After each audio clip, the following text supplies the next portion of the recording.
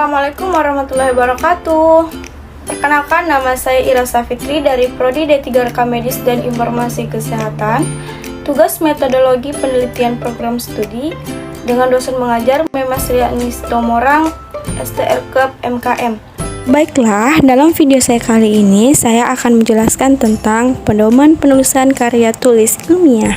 Adapun materi yang akan saya bahas, yang pertama, ketentuan umum tentang tata cara penulisan. Yang kedua, ada sistematika penulisan laporan kasus dan laporan kasus serial. Apa sih karya tulis ilmiah? Kebanyakan orang berpikir jika karya tulis ilmiah itu sama dengan karangan ilmiah. Padahal beda loh. Adapun karya tulis ilmiah yaitu karangan yang mengetengahkan hasil pikiran, hasil pengamatan, tinjauan dalam bidang tertentu yang disusun menurut metode tertentu secara sistematik.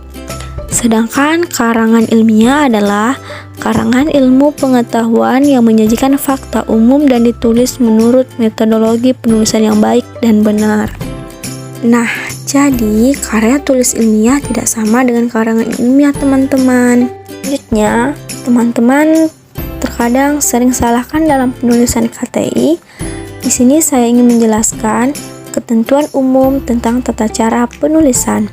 Yang pertama, ukuran dan tepi kertas. Ukuran kertas yang disepakati untuk suatu penulisan karya ilmiah adalah ukuran kertas internasional A4.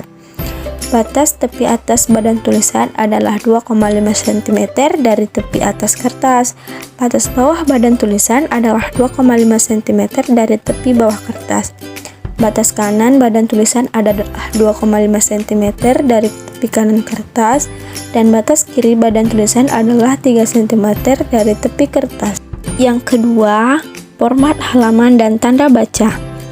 Penulisan format halaman mengikuti kaedah penulisan umum karya tulis ilmiah, yaitu jenis huruf untuk penulisan halaman adalah Times New Roman standar, bukan bold atau italic, ukurannya 12 poin.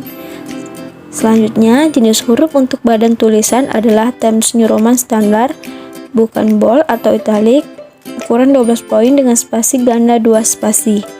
Selanjutnya, penulisan bab adalah dengan angka Romawi 1, 2, 3, 4, dan seterusnya dengan jenis huruf Times New Roman bold, ukuran 12 poin. Keterangan bab, pendahuluan, tinjauan pustaka, dan seterusnya diletakkan di bawah tulisan bab dengan jenis huruf yang sama dengan tulisan bab.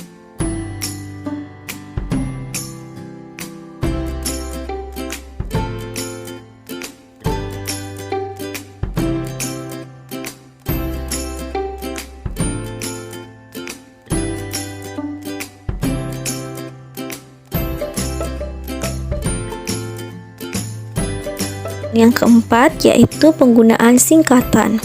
Singkatan seringkali digunakan untuk memperingkas penulisan dari suatu istilah yang panjang dan digunakan berulang-ulang. Singkatan hendaknya dituliskan di dalam badan tulisan saat istilah tersebut pertama kali digunakan, dan ditulis di belakang istilah yang disingkat dan diletakkan di dalam kurung. Secara prinsip, tata cara penulisan laporan hasil karya akhir atau penelitian hampir sama dengan usulan karya akhir. Beberapa perubahan dikenakan pada beberapa bagian antara lain halaman sampul depan, halaman judul dalam, dan halaman persetujuan. Pada bagian tersebut, semua kata usulan diganti dengan kata karya akhir. Pada bagian awal laporan karya akhir terdapat dua hal penting, yaitu abstrak dan ringkasan.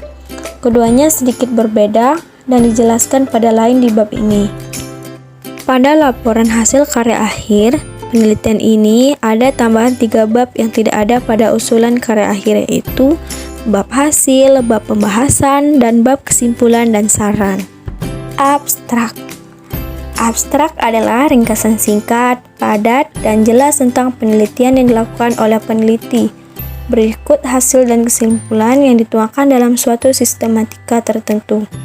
Abstrak ditulis dalam bahasa Inggris menggunakan 200 hingga 300 kata yang mewakili penelitian.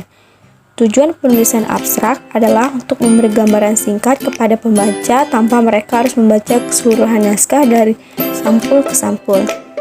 Sistematika umum yang dipakai untuk penulisan abstrak adalah objektif, methods, result, conclusion, dan keyword. Ringkasan. Ringkasan adalah gambaran singkat tentang penelitian tersebut yang berisi latar belakang, rumus masalah, tujuan penelitian, tinjauan pustaka singkat, metode penelitian, hasil penelitian, pembahasan singkat, dan kesimpulan. Ringkasan lebih panjang daripada abstrak. Ia memungkinkan untuk membuat hingga 700-1000 kata dan dituliskan dalam bahasa Indonesia. Berikutnya, pembahasan tentang sistematika penulisan laporan kasus dan laporan kasus serial. Laporan kasus atau kasus serial adalah salah satu yang paling sering ditulis sebagai karya tulis ilmiah dan dipublikasikan di jurnal. Sifat usul laporan kasus ini adalah harus ada kasus nyata yang ditulis lengkap secara kronologis dan dibahas secara khusus sesuai kepustakaan yang beredar. Karena seringkali kasus yang ditulis adalah hal yang langka atau jarang sekali terjadi, maka pembatasan tahun kepustakaan yang boleh dimasukkan tidak dibatasi.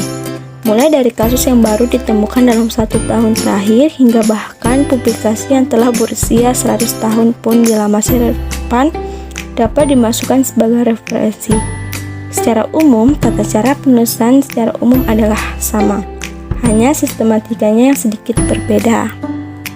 Berikut beberapa bagian-bagian tentang laporan kasus atau kasus serial. Yang pertama ada bagian awal. Bagian awal laporan kasus atau kasus serial mirip dengan pada karya akhir. Hanya saja kata karya akhir diganti dengan laporan kasus atau laporan kasus serial.